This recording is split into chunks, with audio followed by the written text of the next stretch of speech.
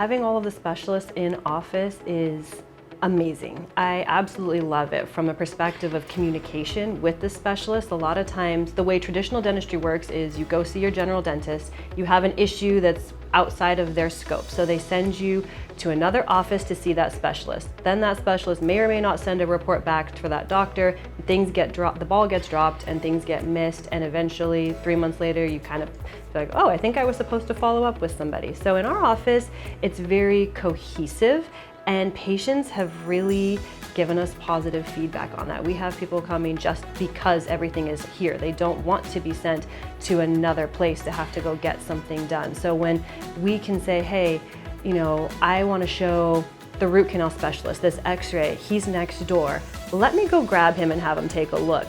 They're amazed at what we can do because we can save them time, we can save them money, we can save them energy because they have to arrange their lives to come here, and it's already an uncomfortable place for a lot of people to be. So we can make that any easier. They love it, and the specialists love it because literally I get pulled out of my chair all the time and they're like, I want you to come look at this, and we can make a decision there together on the spot that is for the patient's, you know, they're not just guessing, it's for their benefit.